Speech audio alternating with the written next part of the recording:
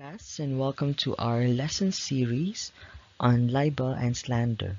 This is part 1 of 3 on this lesson, and we will tackle libel and slander based on their nature and jurisdiction. So, disclaimer once again, I apologize for any audio disturbances on this video, and I hope that you have the time and resources to listen to all of the videos for this lesson series. So you might be wondering why libel takes up 3 lessons. This is because arguably libel and slander are the two of the most common lawsuits filed against media practitioners and outlets, be it in written or broadcast media. So these 3 lessons will hopefully enlighten and broaden your knowledge regarding this topic, so you can arm yourself with the knowledge, especially if you choose to follow the media path in the near future after you graduate from the NSC. So okay, without further ado, let us begin. The first question that comes to mind, of course, is what are libel and slander? So a short but concise definition would have to be that they are crimes against honor.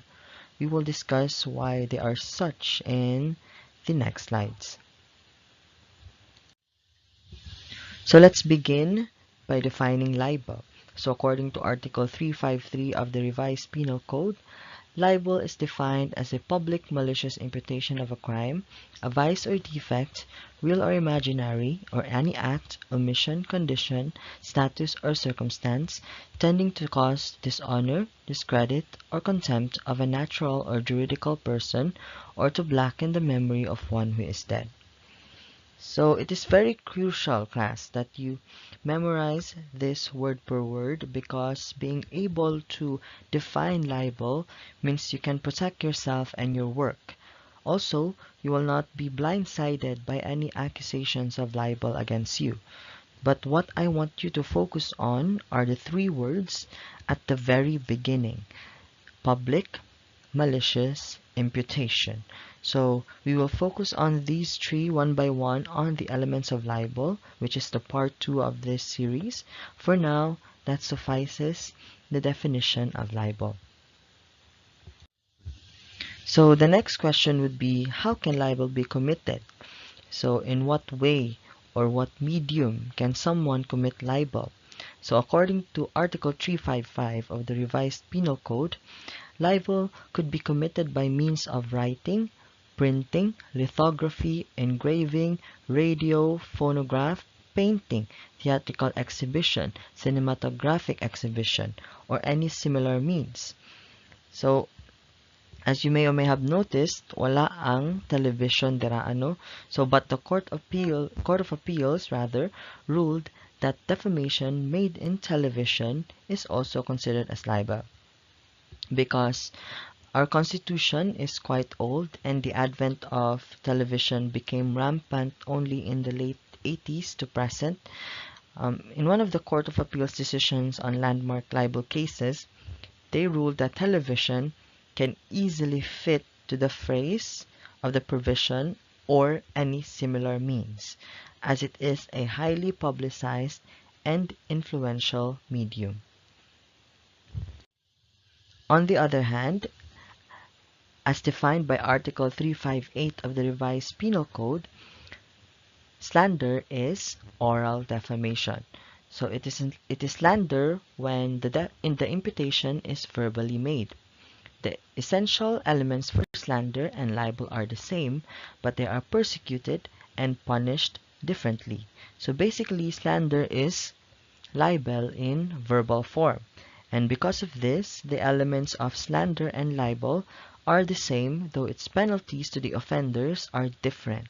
Minsan, mas mabigat ang nakasulat kaysa sa nasabi, but it depends highly on how the court rules. Now, keeping in mind the means of committing libel, on the given means, who are the persons who can be persecuted for a libel case? So as stated in Article 360 of the Revised Penal Code, This states that any person who shall publish, exhibit, or cause the publication or exhibition of any defamation in writing or by similar means shall be liable for libel. So this provision implies that multiple people can be liable for a single libelous publication. Anyone who had a hand in publishing or exhibiting said libelous content can be liable for libel. So the question is, sino-sino ba sila? So provided by the same article, the people who can be liable for a libelous publication are the author or editor of a book or pamphlet, editor or business manager of a daily newspaper, magazine, or serial publication shall be responsible for the defamations contained in the publication as if he were an author. So, hindi lang ang mismong nagsulat ng article ang pwedeng ma-incriminate. Kasali na rin ang editors and business managers. By business managers, we mean the owners of said publication house, because it is a known fact that articles undergo or should undergo various editing, filtering, and verification processes. Pag nakalampas sa ilaha ang usa ka libelous publication, the court will treat them as if they were the author themselves and will face the law as such. Further, provided by this same article of the Revised Penal Code, proprietors and editors of periodicals are responsible for the appearance of defamatory matters in the publications, as likewise are all persons who actually participated in the publication of such matter. The printer is also liable for the same by reason of his direct connection and his cognizance of the contents. So, apil pod sa pwede ma-incriminate sa libel ang proprietors and editors. Periodicals, meaning publications that have an interval or schedules like weekly, monthly, or annual publications such as magazines and digests. Kasali rin ang mga printers or ang mga tao behind the actual print of the material. As you may have observed, daghan gyud og pwede madamay over one libelous publication. Hence, proofreading and edits from your associate or chief editors are very important. As long as someone has a direct connection or even cognizance or the knowing or the knowledge of the libelous contents, yet allow the publication, then they can also face damages. So, important note class regarding the people who can be liable for libel. It is not necessary that the libelous matter should have been seen or read by another. It is sufficient that the accused knowingly parted with the immediate custody under circumstances that exposed it to be read or seen by a person other than himself. This constitutes to publication. So basically, the point of this note class is that the libelous article need not be published to the masses for it to constitute publication. Pag naanay nakabasa sa contents na other person aside from the author himself or herself, that already suffices as publication. So even before a libelous article is published, the fact that it went through multiple editing processes as expected sa editing protocol sa isa ka publishing house, the law will then assume that a few people have already read the said article and allowed it to be published. Applicable ni siya sa tanang means to commit libel. Once na ani nakabasa or nakakita na other person of the libelous content, then it constitutes to publication already. Now, we have penalties for libel and slander. We will tackle what awaits those that are found and proven guilty of libel and slander. So take note, class, a person prosecuted and found guilty of libel may suffer imprisonment, criminal liability, or be required to pay a fine, civil liability, or both. So there are two kinds of liabilities that a person who committed libel may face. Those are criminal and civil liabilities, or both. criminal liability meaning ang pagkakakulong or a service a penalty in a imprisonment facility. And another is the civil liability, which is the payment of a fine. Okay? So, it must be put in mind, class, that the punishment for libel and slander before was very minimal or not grave at all. So, it is very easy to escape the said violation. But because of this Republic Act, which is Republic Act number 1095-1, an act adjusting the amount or the value of property and damage on which a penalty is based and the fines imposed under the revised penal code. So this amendment of the revised penal code, otherwise known as the Purpose Act number 3815, is approved by the President Rodrigo Roa Duterte. So the penalties have now become of much greater intensity than before. So you will notice the differences here on out. Okay. Starting with slander. So before the amendment of the revised penal code through the Republic Act 1095-1, the punishment for serious slander is imprisonment of arresto mayor in its maximum period to prison correctional in its minimum period. So basically, the imprisonment of 4 months and 1 day to 2 years and 4 months. So after the amendment, serious slander is punishable by imprisonment of arresto mayor in its maximum period to prisión correccional in its minimum period. So basically, it's the same. 4 months and a day, 2 years, or 2 years and 4 months for maximum. So the only thing that changed here for slander is that there's a fine, additional fine, which ranges from 20,000 to 100,000. Next is the simple slander. Before the amendment, it is punishable only by imprisonment of arresto mayor or 1 day to 1 month imprisonment and a fine not exceeding 200 pesos. So 200 pesos was already a big amount back then, but today it is it's a very little amount. But because after the amendment, simple slander is still punishable by imprisonment of arresto mayor or 1 day to 1 month, and the fine has improved. Is it right to say improved or increased rather into 20,000 for payment not exceeding 20,000.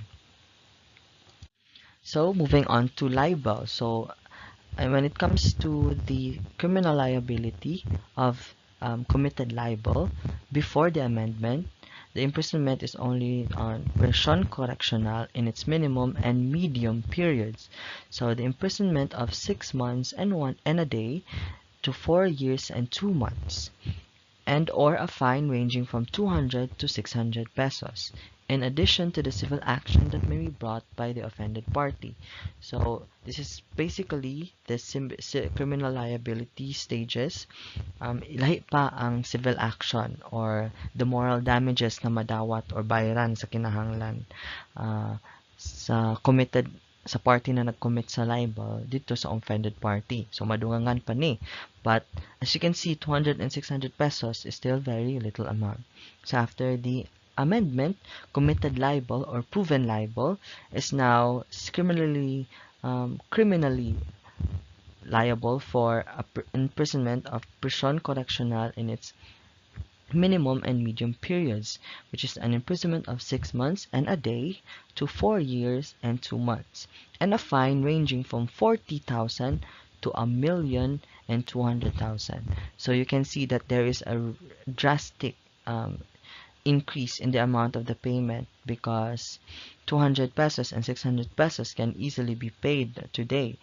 But because of this increase, hopefully, I think the law or anyone who created the amendment is hoping that anyone who wants to commit libel would think twice, because a fine would be equal to that of amount, 40,000 to 1,200,000.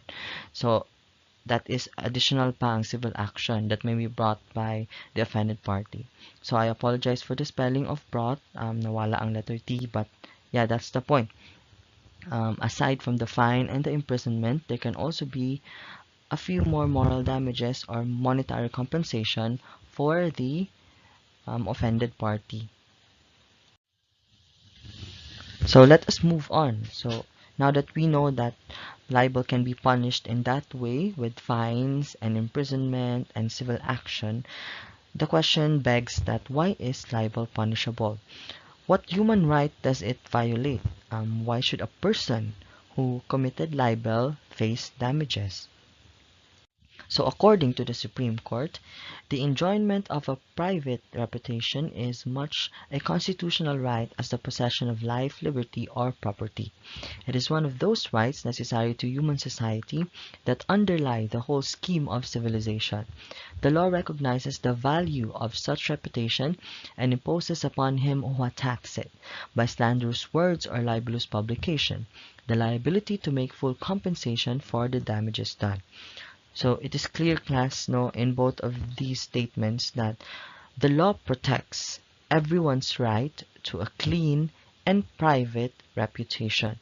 So any untruthful and or derogatory remarks that may or any written untruthful and derogatory remarks that may besmirch the reputation of another is a violation and a disrespect to this constitutional right of private reputation. So that is why libel is punishable by law. Now that we know why libel is punishable, we now proceed to the venue for the action of libel. So basically, this part of the lesson tackles kung asa na specific court pwede mag-file og case for libel.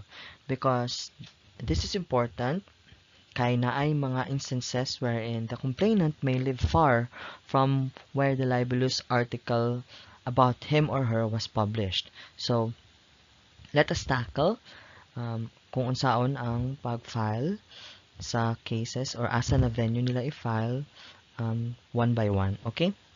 So this is according to Article 360 of the RPC as amended by RA number 4363.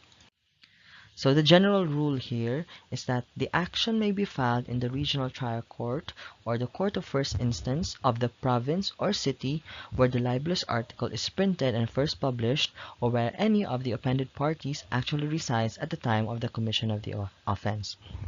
So the venue is the regional trial court of whether asa ang article first published and printed, or the regional trial court kung asa nagpuyo ang offended party.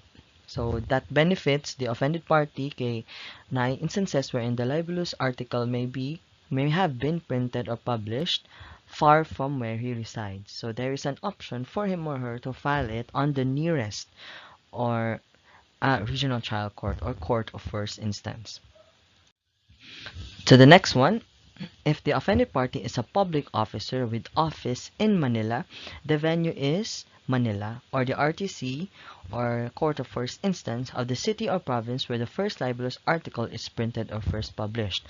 So this is provided by Article 360 of the RPC because it is common for public officers to receive or rather to complain libel cases or to file libel cases because of their job or their affiliation. So if a public officer resides in Manila, his office is in Manila, then the venue is the Manila RTC or the RTC of the province or city where the article was first printed or published. On the other hand, if the offended party is a public official or officer with office outside of Manila, the venue is the RTC of the province or the city where he held office at the time of the commission of the offense, or where the libelous article is first printed or published. So it is the same. If an official from Davao City is said to have or wanted to file a case of libel to a court, then he must do it on the RTC of where he or she is doing office or have an elected position, or where the libelous article is first printed or published. So it is very convenient if the article was published at the same city or province that an official or a private person actually resides at the time. Kaya diretso na nila ma-file ang kaso sa RTC nearest to them. Next is the offended person is a private person.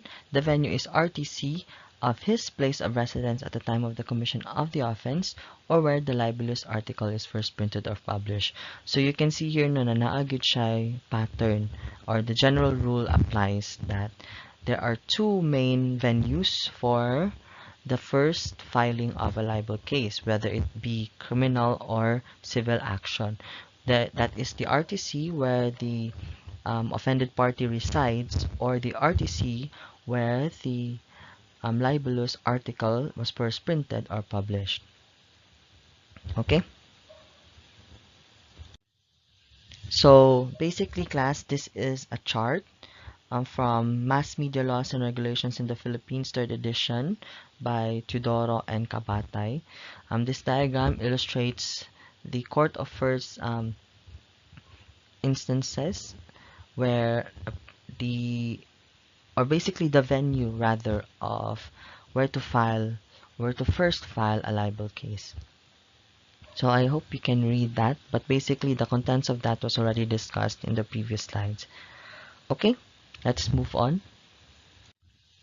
to the prescriptive period for filing a libel complaint. So how long before a libel complaint is no longer valid? So how long will it take until your libel complaint is already invalid? Kailangan ba na immediately after the publication of the libelous matter, naanadayon ka na file na complaint, or is there a leeway period? So we will know. The answer to that is provided under the Article 90 of the RPC as amended by RA number 4661. So the crime of libel prescribes in 1 year from the date of the alleged libelous article was published. So any complaints after the timeline is considered too late. So the complainant still has a year to act upon the libelous content to the court. After that period, the court will already assume that the libelous matter had time to decay and its effects are mitigated to the point na a complaint is no longer valid or needed. So aside from having the guilty libeler imprisoned and or given a fine, what does the complainant or the victim get in return for the damages done to him or her from the side of the libeler? So according to Article 2219, Section 7 of the Civil Code, provides that moral damages may be recovered in a case of libel, slander, or any other form of defamation. Under this provision, the offended party in these cases is given the right to receive from the guilty party moral damages for injury to his feelings and reputation, in addition to punitive and exemplary damages. So, in addition pala class to the imprisonment and fines, as penalties to the libeler, the offended party can demand for moral damages through monetary compensation. This is especially possible and the court will permit this most of the time kung naapektuhan ang income or business ng offended party because of the libelous publication. The exact amount class is decided at the proceeding by the judge.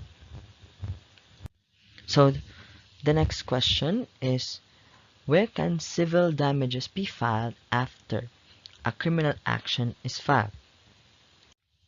Under Article 360 of the RPC as amended by RA number 1289, the civil action for libel must be filed in the same court where the criminal action is filed and vice versa. The court in which the action is first filed acquires exclusive jurisdiction to entertain the corresponding complaint for libel. So this basically reiterates na kung asa gi-file first ang either of the two actions, the next one should be filed at the same venue. And where the libel case is first filed, then that court has exclusive jurisdiction over the case, unless after the ruling or after the case ruling, any of the parties decide to file an appeal to the higher courts. Then the higher court gains jurisdiction once an appeal is approved. Another question, class, is who can file a complaint for libel? So according to Article 360 of the Revised Penal Code, the criminal action for defamation, which consists in the imputation of a crime that cannot be prosecuted the official, the complaint can only be filed by the offended party. So take note, kung ang libelous statement entails the imputation of a crime, only the person defamed or offended should file a complaint. But on the other hand, a libel attributing to a vice or defect, real or imaginary, which does not constitute a crime but brings into dispute, scorn or ridicule, or tends to cause dishonor or discredit or contempt, can be prosecuted de officio. So, if it is attributing to the things stated on the right side of your screen, then it does not require the formal complaint of the offended party. Any prosecuting officer or concerned individual can file on behalf of the offended party. So meaning the information filed by a prosecuting officer is enough to confer jurisdiction upon the court to try the defendant with the crime, even without a prior complaint from the offended party. So by prosecuted the official, we mean that a prosecuting officer can file a case to the court without the need for the accused to be actually present. Sa hearings na naa ang accused formally. Okay?